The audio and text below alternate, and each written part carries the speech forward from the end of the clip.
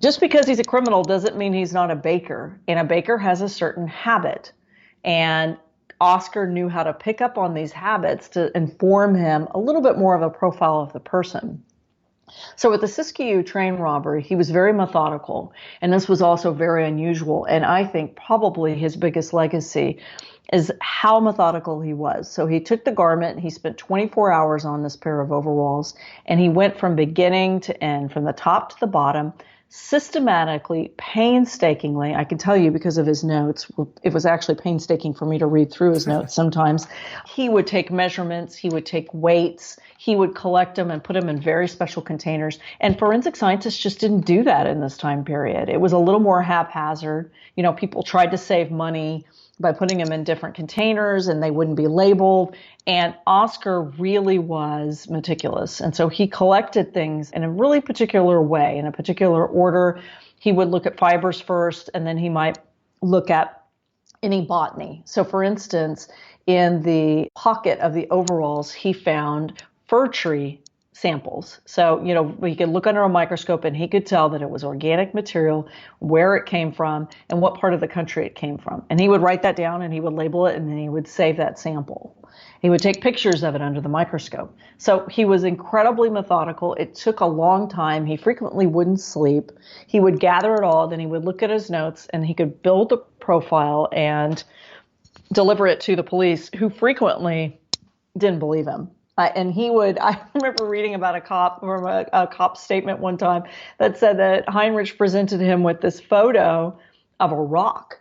And, you know, the cop said, "What does this rock have to do with this case?" And Heinrich says, "That's not a rock. That's a piece of sand that I magnified, took a photo of it, and then magnified it even more." But you could see how it can be broken up into different sediment, and this is where it came from. And, you know, sand on the East Coast is different than the West Coast. And so all of this is to say that he was so incredibly careful that once he gathered the evidence, he then could take the next step to run tests. So on the rock, he could, you know, on the piece of sand, he could put it under a special microscope that geologists use. It used a prism to sort of break apart the different parts using light. And he could tell where the piece of sand came from. What area, was it close to a stream? You know, if this was a needle, was it a fir tree or was it from a spruce? And so all of those things were 100% based on the evidence that he gathered. Hey everyone, Scott here. We're going to take a very short break for a word from our sponsors. Another high-profile case you mentioned is finding Father Heslin's killer using handwriting analysis, but not in the more pseudoscientific way others were doing at the time. What was that like? Well, handwriting analysis then and now is sketchy, just to use a funny term. So there were two types of handwriting analysts in the 1920s. There were the traditional experts like Oscar, and then there were what were called graphologists, whom he hated. So graphologists are the people who can look at your handwriting and say whether you're demented or sane or you have a good sex life, or, I mean, just like a host of silly statements based on your handwriting.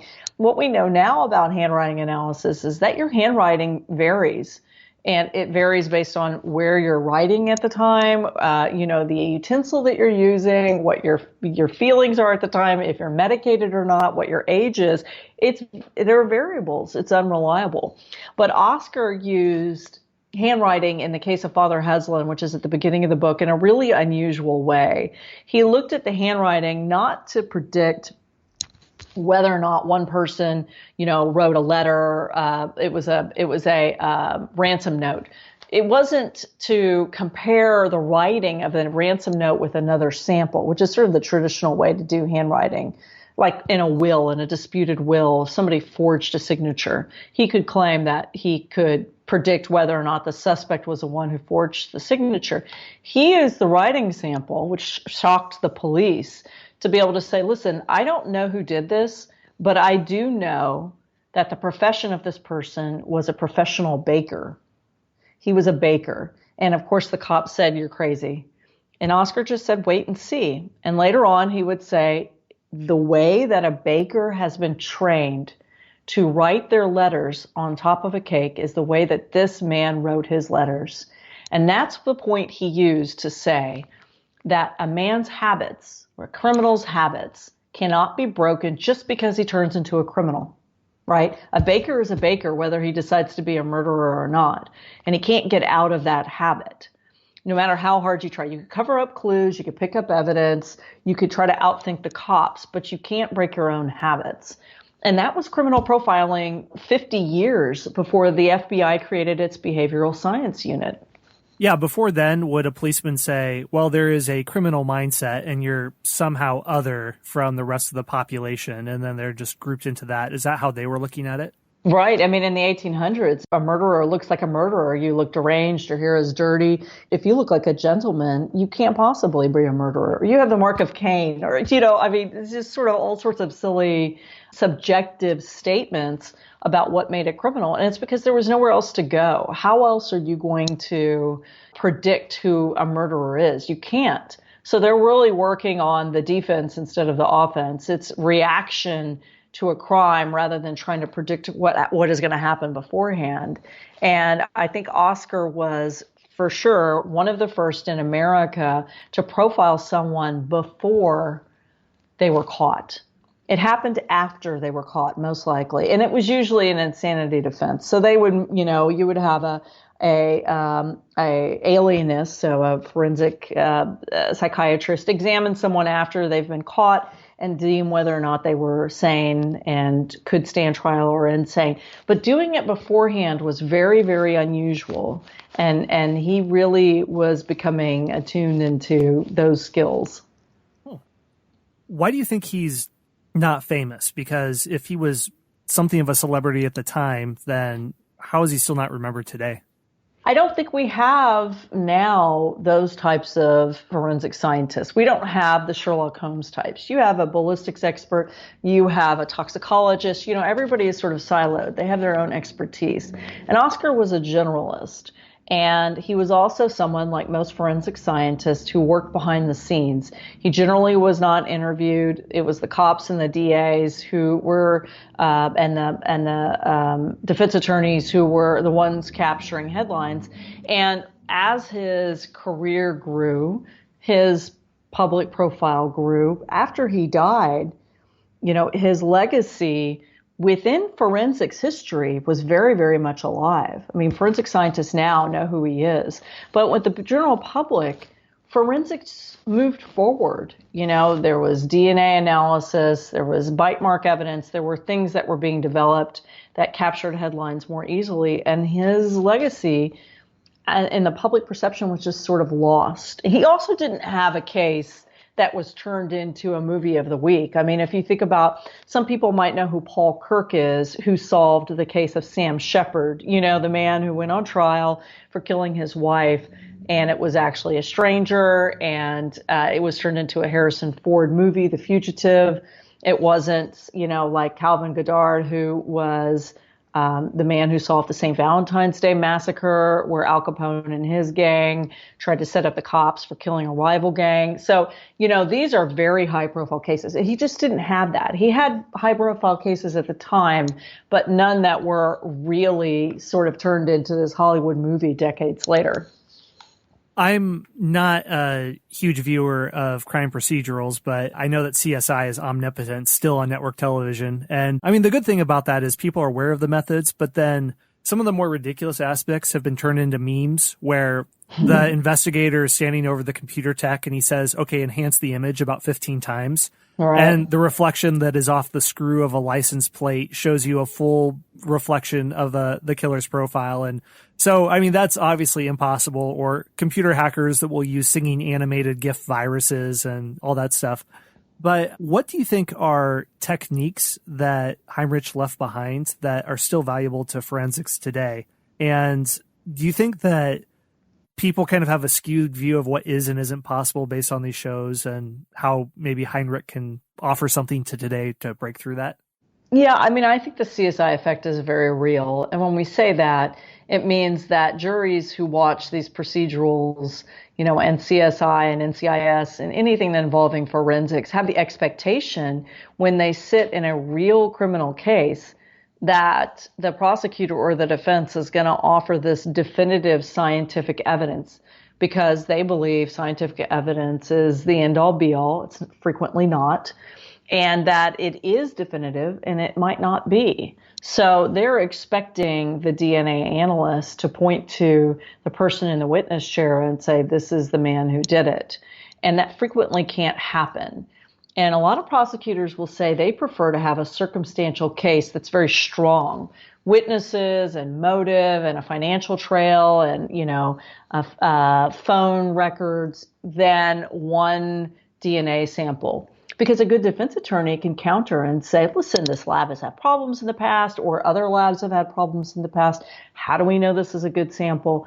But if you introduce science in the courtroom, juries are apt to believe it. So it's very, very difficult with the amount of junk science that is out there. Bloodstain pattern analysis, fingerprinting, things that we think are solid are not on solid footing. And mostly it's because they haven't been peer reviewed. They're not put through the same rigor and research that things like DNA or toxicology are. So I think that the things that are on solid footing that Heinrich explored were things that were on solid footing in traditional science to begin with. Forensic geology, he was the first to introduce it in the United States. So, all you have to do is look under a microscope to see where soil came from, to see where sand came from.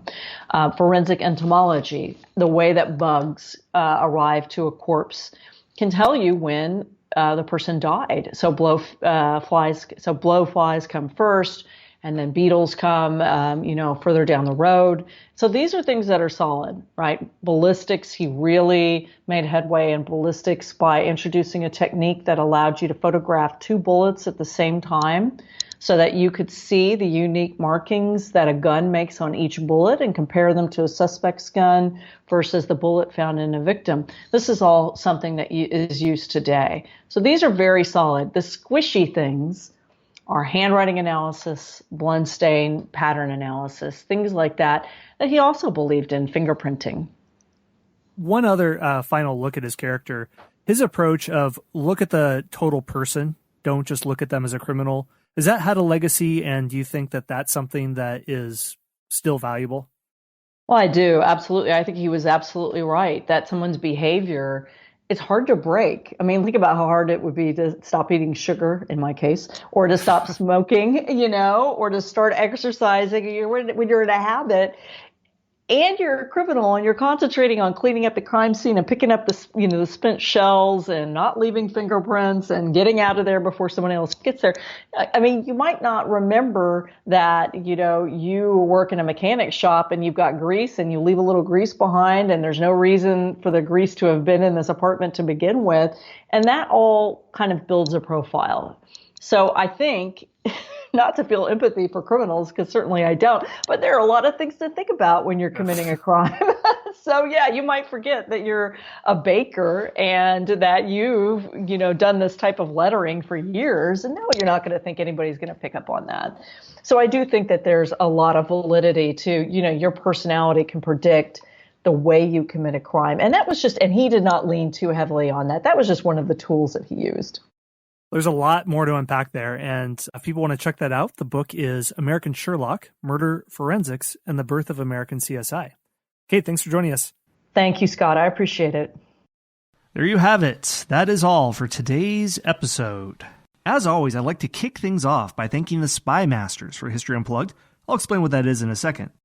Our Spy Masters include Baron Fraza, Chris C., David Santee, the McRaes, Jake Harrington, Jennifer French Lee, Josh Reddick, Carl from Norway, Michael from New York, Nick Brooks, Rob from Chicago, Ryan Gillen, Tom from Ohio, Moondoggy from Ohio, Tyler from Colorado, and Bill Ivy. If you'd like to support the show, there's some very easy ways to do so. First, go to the site halfpricehistory.com. I've worked out an arrangement with a lot of the authors who've appeared on this show, and you can go there and get their books for 50% off. All you have to do is go to halfpricehistory.com, and under the promo code UNPLUGGED at checkout, Second, please leave a review and subscribe to this podcast on your favorite podcast player of choice, whether Apple Podcast or Spotify or Stitcher or whatever. Third, join our Facebook group. You can go to Facebook and search for History Unplugged. There, you can talk with other fans of the show about recent episodes, what you liked, what you didn't like. Also, I have exclusive content there,